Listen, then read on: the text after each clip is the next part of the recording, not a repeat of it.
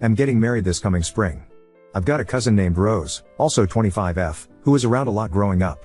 Her mother, my aunt, is my mother's sister and they've always been super close, and my mom adores Rose and her siblings for some reason and we spent a lot of holidays and summers together when we were growing up. The thing is, Rose is crazy.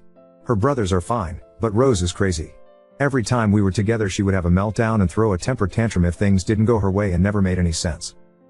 She would throw fits if we went to the beach, but also if she didn't go to the beach, she even broke some of my stuff. She just seems like a very unstable girl. We stopped spending so much time together when Rose's dad got a job in a different state and they moved away and couldn't afford to fly back as frequently. It's been a while, and I still follow her on social media. She posts a lot about mental health stuff. She goes by a new name, has a new look, and she's even dating some guy. But I don't think it's authentic. I think she's trying to reinvent herself because she used to be such a brat and is trying to make people forget how she used to treat them. I'm pretty sure she is BPD. This Christmas was at my mom's house and my fiancé and I figured that we would hand out the wedding invites there and not risk them getting lost in the mail. Most people at Christmas got one, but Rose, naturally, wasn't invited. I don't want her ruining our special or anything. She was pretty mellow and was talking about her new job and stuff. She came up and told me that she noticed that her brothers had gotten an invite but I had forgotten to give her one.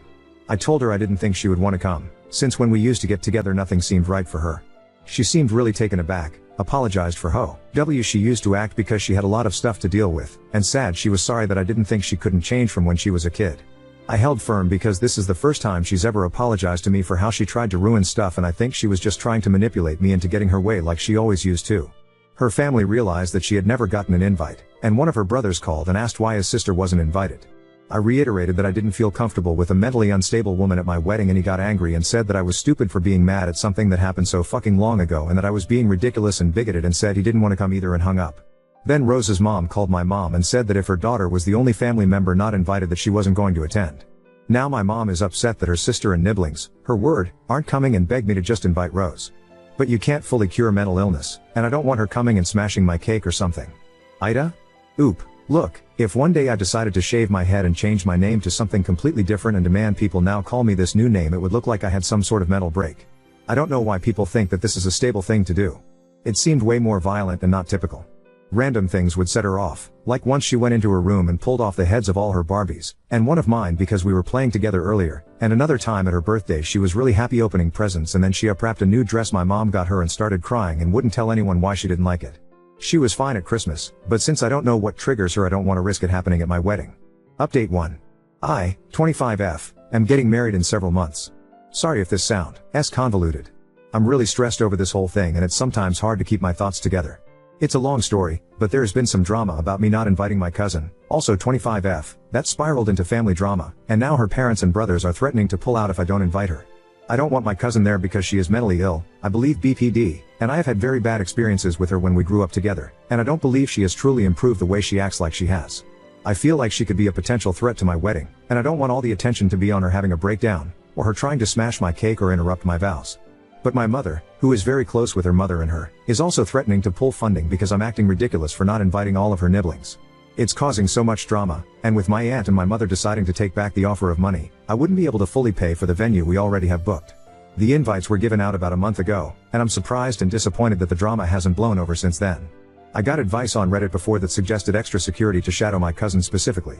It looked like that was the only way to keep this venue, so I brought it up with my fiancé and he said he was fine with hiring someone, or even having one of his relatives shadow her the entire time and make sure she didn't try anything. So I mentioned it to my mother, but she didn't like the idea. She says my cousin isn't a threat, and I'm being awful towards her. I tried to explain that, rationally, it was the best option. My cousin is a mentally ill woman, and I doubt the venue would appreciate us inviting someone with a known history of destruction and meltdowns. This way, she can have her nieces and nephews and sister at the wedding and I can have slightly more peace of mind. I'm trying to maintain this bone, Dari, but my mom still insists that I'm being awful for some reason. I'm just trying to maintain the peace while feeling safe at my own wedding. Ida? Edit, this post is getting brigaded. I would like it if you would stop baselessly speculating on my cousin's sexuality and implying that I'm a bad person because of it. Edit 2, for everyone implying that my mother is fully funding my wedding, that isn't true. She is contributing a significant amount, but I did not ask her to. She offered. If I had known that the money came with strings attached I would have chosen a cheaper venue when planning. Pulling out now would lose my deposit, which I paid for, and cause me to have to do a lot of rescheduling and replanning. I'm not going to give in and let some psycho ruin me and my fiancé's day. To those recommending I go low or no contact with my mother, that isn't an option. I love her and she loves me, and I'm not going to destroy our relationship because of some psycho. You're being entitled, rude and manipulative. I read your post and I remember you from a previous post where you handed out invites to your wedding in front of her, which was completely uncalled and callous of you. You're justing someone who you haven't seen for years for things they did as a child. How would you like every mistake you've made held against you? As this rate you'll be lucky if you have any family left attending your wedding. Uda Pete friend 86 Nah. I can't be sure if your mother is dismissive or if you're overly alert. What I can be sure of is the fact that you're under your mother's thumb as long as you let her hold funding over your head. Fit Humor 5022 Op isn't paying for this at all. Mom Shaw will take away the money if Op does this. Op is just an entitled brat. I wouldn't be able to fully pay for the venue we already have booked. Oop, my mother thinks that she has changed, but I think she's too easily trusting. I last saw my cousin at Christmas, and my mom pointed out that my cousin had apologized. Then, but she only apologized after she realized she had not been invited to the wedding. She never apologized before about how she used to treat me. She also seems to have had some sort of breakdown a year ago. She had a radical change in her appearance, shaved her head, and changed her name. Our family thinks it's fine and brave or whatever, but it just reminded me of Britney Spears doing the same thing during her breakdown. I stopped replying to my Ada post because it was clear that it was being brigaded and people even linked the subreddit that was brigading. I keep getting harassing messages on my other post and through private messages, so I see that people are stalking my profile as well. People are making assumptions about me and my feelings towards the LGBT community and transgenderism that are irrelevant to my post about my cousin. My cousin is female and mentally ill. My cousin is not a man and has never told me that she thinks she's a man. I think that a woman is allowed to want to feel safe and secure at her own wedding without misogynistic slurs being thrown at her and being forced to accommodate mental illness at a celebration that is not for the mentally ill woman. I am not going to elope and I am not going to cancel. I know my mother loves me, even if she also likes my cousins, and would not abandon me. My fiancé stands by me no matter what and agrees with my stance on the whole thing. I appreciate all the actual advice I've received. My cousin will be invited to placate my mother, and I've told her that I will invite her and not hire security. My fiancé's cousin will shadow her the entire time if she makes it into the venue. She will not be allowed to bring A+1 and invite her boyfriend/girlfriend. If she does not stick to the dress code, she will not be allowed in. The dress code is simple and already established, a formal or semi-formal dress for female guests and a suit for male guests, all within my wedding colors. It's pretty standard for weddings, so if she can't manage that, then oh well, I can tell my mother I tried to accommodate her background. I'm getting married this spring. Around Christmas I sent out the invites to the family I wanted there, but did not invite a female cousin of mine, Rose, because I did not get along with her when we were growing up together and I haven't seen her in a long time. I didn't want her there, and I didn't think she would want to attend anyway. She's a bit of a tomboy, and I doubt she'd want to put on a dress and spend the day at a fancy party with us, but my mother is very close to her mother, they're really close in age, and both of them were contributing money to help fund my wedding for the venue I wanted and already have booked. Because I didn't invite her daughter, my aunt said she was not attending along with Rose's brothers and would not help pay for the wedding. It wasn't a lot of money, so I could eat the cost for that, but then my mom got upset that her sister and niece and nephews wouldn't attend, and is threatening to not pay unless I invite Rose and apologize for snubbing her. At first I was really stubborn, but I don't want to switch venues and catering this late into the planning because it would delay, so I bit the bullet and sent Rose an invite. But I never got a response from her, and I wanted to check if she at least received the invite. I wanted to show my mom that she was choosing not to go, so I reached out to one of her brothers. But he was very verbally abusive. I uploaded screenshots of some of the text to my profile so you can see, and immediately he blew up at me and wouldn't even consider listening to me or trying to help me out. He also went into unprovoked and classist attacks on my fiancé. How can I convince my mother to stay on my side, and how can I get Rose to respond to me? I really do want to repair our relationship and have a smooth wedding day. I just feel like everything has been going so well and now this year it's all crumbling at the last minute. Oop, hey, when you get a chance can you text me back? Oop, okay, but you're all invited. I sent, blurred but looks like Rose / an invite, but I haven't heard back. I just want to make sure she got it. Oop, okay, but they treated me like shit for so many years. Can you blame me for being weary about her showing up? Update 2. I appreciate all the people who gave advice on my last post even if they were unnecessarily rude about it. The day after I made my post, Rose finally called me that she had gotten and rejected my invite. She was nasty about it, but she's always been a bit of a brat. She said she didn't care about my wedding and didn't want to be part of more stupid fucking family drama, which I think is hypocritical because she always starts the drama, so she and her brothers and parents aren't attending, and my mom and some other guests are upset at that, but it's all manageable. I went to breakfast with my mom this morning and we sat down and spoke about the wedding.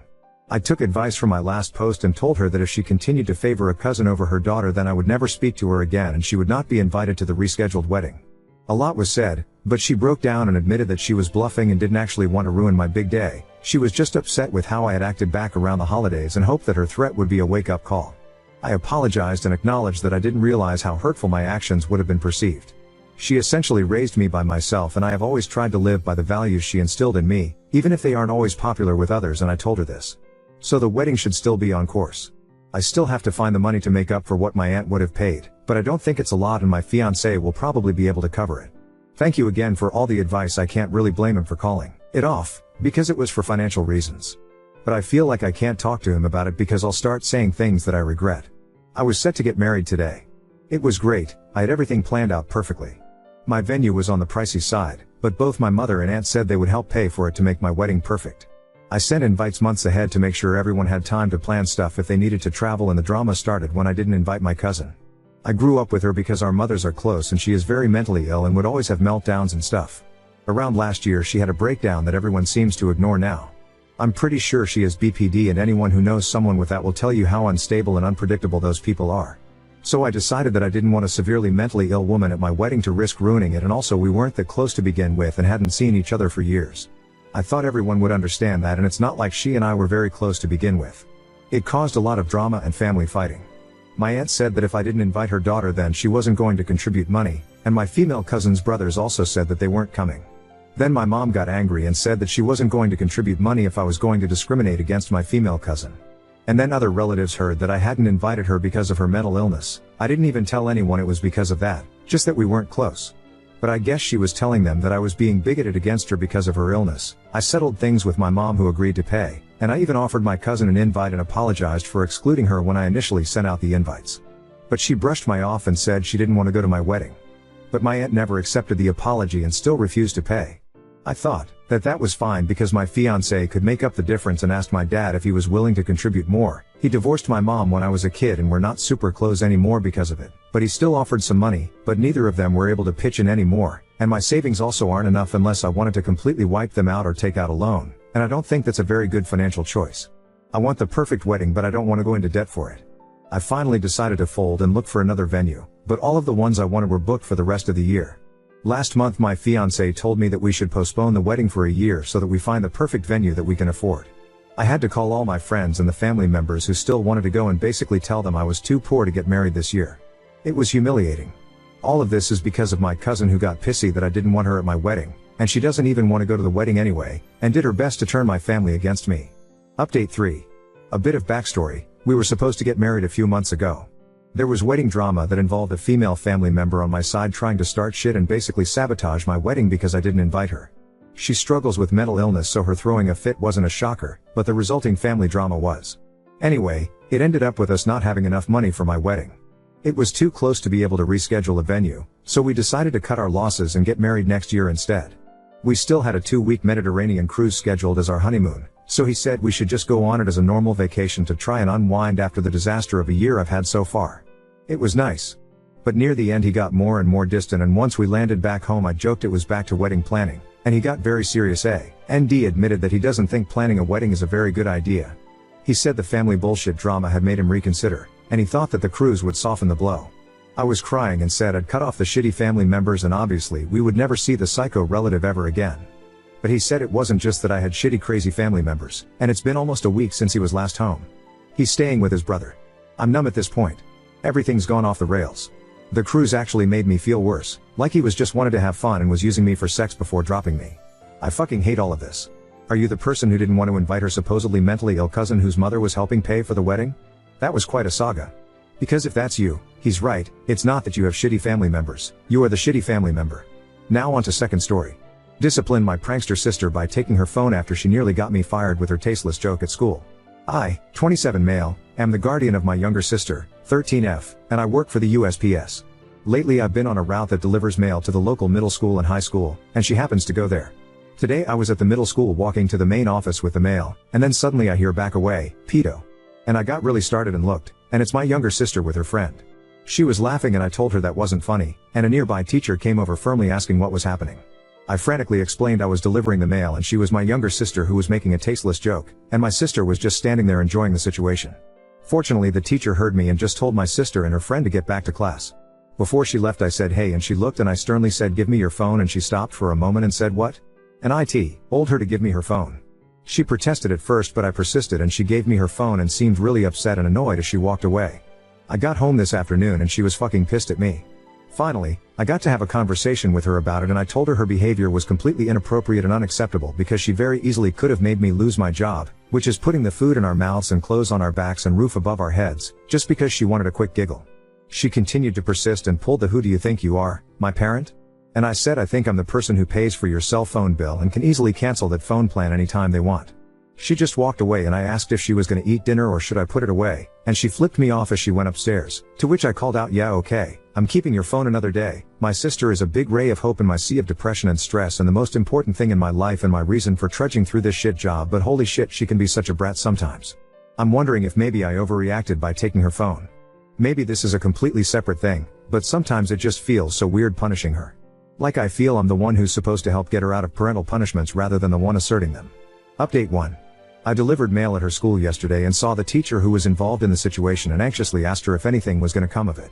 She said she admittedly did have a little talk with her after, and based on what my sister said and what she saw of the situation firsthand, she didn't see a need to report it. But she did say if my sister keeps saying stuff like that, she would feel compelled to report it. I almost dropped to my knees thanking her. So I've been thinking of the whole situation for the past 2 days and have been soul searching or whatever, and decided I'd talk to her again. Now, I worked really late this afternoon and had a pretty draining, upsetting and really hard/heavy day.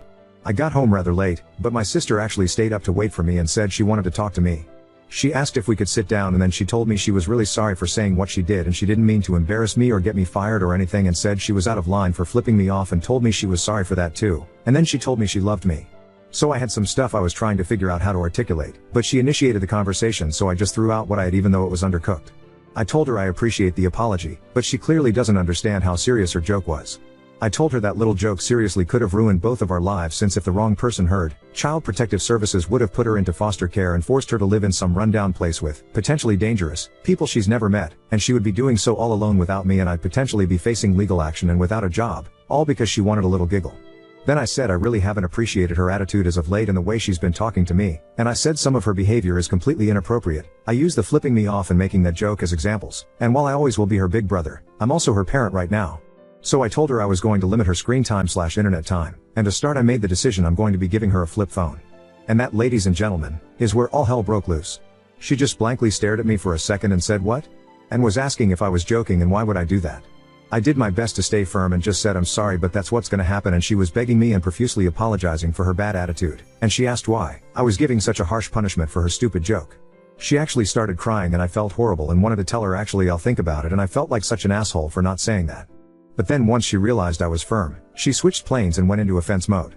She started pinballing between points as to why I can't do this, I'm being controlling, malicious, self-centered, and others, and she also made some cheap and unsavory comments relating to the fact that I recently received an autism diagnosis and questioning the effect that has on my decision-making skills. I think that was the one time I lost my cool in that conversation because I just said ableism. Nice. And she said something ridiculous like, "Is it ableism if you're actually being stupid?" And I nodded, said a well thought out rebuttal. Some more shit was said, but it ended with her literally screaming and saying I was being unreasonable and she hates me before going upstairs. That went about as I expected. I'm just really happy she didn't tell me she wished I was dead again or that she wished she didn't live with me. Pretty low bar, but I was anticipating that. I can live with "I hate you." I don't really have much else to say except God, I can't wait until I can go back to being her brother instead of her parent.